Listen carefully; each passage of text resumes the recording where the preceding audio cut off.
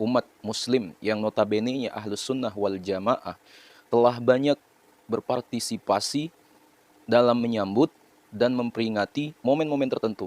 Gagasan utama kaum yang sebenarnya jumlahnya sedikit itu dalam menyatakan kebid'ahan, keharaman peringatan Isra Mi'raj. Save your knowledge. Allahumma salli ala Muhammad. Bismillahirrahmanirrahim. Alhamdulillahillazi an'amana bi ni'matil iman wal islam wa nusalli wa nusallimu ala khairil anam sayyidina Muhammad wa ala alihi wa sahbihi ajma'in, amma ba'du. Asabiku semua dimuliakan Allah. Pola bermazhab kaum Wahabi cenderung ekstrim. Mereka sangat kencang menyuarakan persoalan bid'ah terhadap mayoritas kaum muslimin di berbagai penjuru negeri. Lebih-lebih, bila hal itu menyangkut soal tradisi, sebuah perkara yang mereka anggap telah menyalahi norma syariat agama, mereka tak lelah pun tak henti-hentinya mengkafirkan saudara muslim lainnya yang ikut serta melakukan perkara tersebut. Dalam menjalankan kehidupan keagamaan sehari-hari, kita telah menyaksikan bagaimana antusiasme umat muslim yang notabene-nya ahlus sunnah wal jamaah telah banyak berpartisipasi dalam menyambut dan memperingati momen-momen tertentu seperti Maulid Nabi, Isra dan Mi'raj, dan lain-lain. Demikian itu karena didominasi oleh keyakinan dan keimanan yang tertancap di benak mereka. Asabiku semua, seiring berjalannya waktu, saya sendiri tertarik untuk mengkaji lebih objektif ya, terkait sebab yang menjadi gagasan utama kaum yang sebenarnya jumlahnya sedikit itu dalam menyatakan kebid'ahan, keharaman peringatan Isra Mi'raj. Asabiku semua, pada dasarnya, aliran pemikiran mereka sama sekali tidak berlandaskan dalil yang kuat. Tidak pula didasari oleh penelitian yang jujur, melainkan sekadar reaksi semata atas kesilauan dan kecenderungan nafsu yang menguasai hati mereka. Asabiku semua dimuliakan Allah, gugatan kaum Wahabi terkait keharaman, kebid'ahan, peringatan Isra Mi'raj ialah yang pertama, perayaan Isra dan Mi'raj adalah perkara batil. Kemudian yang kedua, perbuatan tersebut tergolong kepada perkara bid'ah yang haram. Kemudian yang ketiga, kegiatan itu menyerupai tradisi Yahudi dan Nasrani. Asabiku semua dimuliakan Allah. Dengan ini, mereka menganggap bahwa tidak diperkenankan untuk ikut serta ya, di dalam peringatan Isra Mi'raj. Dalam fatwanya, nazar seseorang yang bertujuan menyembelih hewan pada tanggal 27 Rajab tidak sah. Dan bila sudah terlanjur disembelih, maka haram dikonsumsi karena termasuk kemaksiatan. Azabiku semua yang dimuliakan Allah. Dalil-dalil yang menjadi rujukan dasar pola berpikir mereka ialah Al-Quran surah Al-Ma'idah ayat 3 dan An-Nisa ayat 59. Al-yawma akmaltu lakum dinakum wa atmamtu alaikum ni'mati wa raditu lakumul islam ya, wa raditu lakumul islami dina. Pada hari ini telah kusempurnakan untuk kamu agamamu dan telah kucukupkan kepadamu nikmatku dan telah kuridhoi Islam itu jadi agama bagimu. Kemudian fa in tanaza'tum fi syai'in faradduhu ila Allah war rasuli in kuntum tu'minuna billahi wal yaumil akhir dzalika khairun wa ahsanu ta'wila. Kemudian jika kamu berlainan pendapat tentang sesuatu, maka kembalikanlah ia kepada Allah, Al-Quran, dan Rasul, yaitu sunnahnya, jika kamu benar-benar beriman kepada Allah dan hari kemudian. Yang demikian itu lebih utama bagimu dan lebih baik akibatnya. Azabiku semua yang dimuliakan Allah Subhanahu wa Ta'ala. Berdasarkan keyakinan mereka, maksud kembali kepada Allah ialah kembali kepada apa yang Allah perintahkan melalui nabinya. Pula kembali kepada sunnah Rasulullah SAW. Tak ada ayat, begitupun hadis yang menyarankan adanya perintah Isra Mi'raj. Mereka juga merujuk kepada sabda Rasulullah SAW. Dalam hal ini, mereka menukil sebuah riwayat yang termaktub dalam Sahih Bukhari, Sahih Muslim, dan kitab hadis lainnya. An Aisyah radhiyallahu anha qalat anna Rasulullah sallallahu alaihi wasallam qala man ahdatsa fi amrina hadza ma laysa fihi fahuwa raddun. Wa fi riwayatin lil muslimin man amila amalan laysa alaihi amruna fahuwa raddun. Rawal Bukhari. Dari Aisyah radhiyallahu anha berkata bahwa Rasulullah sallallahu alaihi wasallam bersabda, barang siapa mencetuskan perkara baru yang belum pernah ada, maka hal itu tertolak. Kemudian an Al-Irbad bin Syariyah qala Rasulullah sallallahu alaihi wasallam, iyyakum wa muhdatsatul umuri fa inna kulla muhdatsatin bid'atun wa kullu bid'atin dhalalatu. Rawal Baihaqi fi Syu'abil Iman.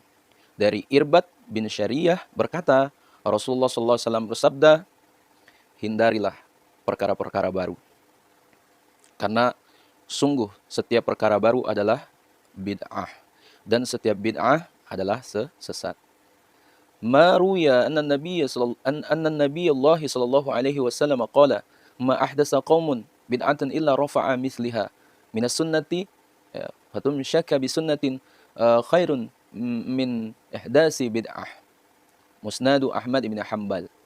Diriwayatkan bahwa Rasulullah sallallahu alaihi wasallam bersabda, tidak sekelompok orang mencetuskan hal baru melainkan mereka telah keluar daripada sunnah. Maka dari itu, orang yang berpegang erat kepada sunnahku lebih baik dari orang yang membuat-buat perkara baru. Kemudian, qala Rasulullah sallallahu alaihi wasallam, aballahu ayyaqbala amal as-sahibi bid'atin hatta yad'a bid'atahu. Rawahu Ibnu Majah. Rasulullah sallallahu alaihi wasallam bersabda, Allah akan menolak seluruh amalan yang ahli bid'ah hingga ia meninggalkan kebid'ahannya. Kemudian mereka juga berfikir, asabiku semua, dengan merujuk pada kaidah istishab Said Dr. Abdurrahman As-Segab itu memberikan definisi mengenai istishab sebagai berikut. Al-istihabu bima'na subuti amrin fi zaman tsani li subutihi fi zaman al-awwali. Istishab ialah menerapkan hukum di zaman kedua dengan hukum yang telah ditetapkan di zaman pertama. Asabiku semua dimuliakan Allah Subhanahu wa taala. Kaum Wahabi berdalih dan merujuk kepada asal di zaman Nabi Muhammad SAW, di mana peringatan Isra Mi'raj tak dibenarkan. Maka tidak sepatutnya dikatakan ibadah ini disyariatkan, kecuali bila ada nas Al-Quran dan Sunnah yang melarangnya. Juga tidak boleh dikatakan Isra Mi'raj boleh karena dilihat dari segi kemaslahatan atau dari segi qiyas maupun ijtihad. Menurut mereka, sebab tidak diperbolehkannya hujjah tersebut karena ini menyangkut ibadah, dan ibadah merupakan perkara tauqifiyah, ya, sehingga tak ada celah untuk mengaplikasikan ijtihad dan qiyas dalam ruang lingkup ibadah. Asabiku semua, pernyataan yang kian sering disampaikan mereka ialah bila perkara ini, peringatan Isra Mi'raj, dianjurkan oleh syariat, maka sudah sepantasnya tokoh utama yang berhak memperingatinya ialah Nabi Muhammad SAW. Hal ini bila dilihat dari segi peristiwa Isra dan Mi'raj.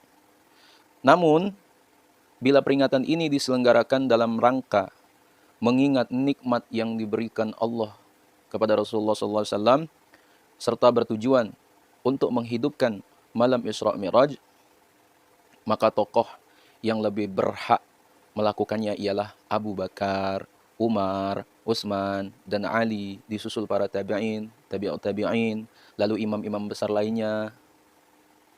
Namun tak ada satupun dari mereka melaksanakan peringatan tersebut.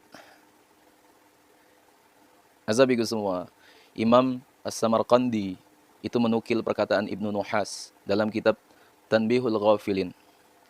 komentar Ibnu Nuhas terkait peringatan Isra Mi'raj dinilai tak bertata krama dan jauh dari koridor akhlak Nabi Muhammad SAW. Ya, dikatakan annal ihtifala bihazihi lailati bid'atun azimatun fid dini wa muhdatsatun ahdatsaha ikhwanus syayatini. Semarak peringatan malam Isra Mi'raj ini merupakan bid'ah besar dalam agama dan termasuk perkara-perkara baru dicetuskan oleh saudara-saudara syaitan. Sabiku semua dimuliakan Allah Subhanahu wa taala. Ya begitulah ya, serangkaian dalil yang acap kali dilontarkan, dikeluarkan oleh kaum Wahabi ya, ketika ditanya mengenai hukum peringatan malam Isra Mi'raj ya. Jadi kesimpulan yang mereka cetuskan ialah yang pertama, peringatan ini belum pernah dilakukan oleh Rasulullah SAW, maka hal itu bid'ah. Kemudian yang kedua, bila perkara ini disyariatkan agama, maka sudah semestinya para sahabat lebih dulu melakukan hal tersebut. Kemudian yang ketiga, peristiwa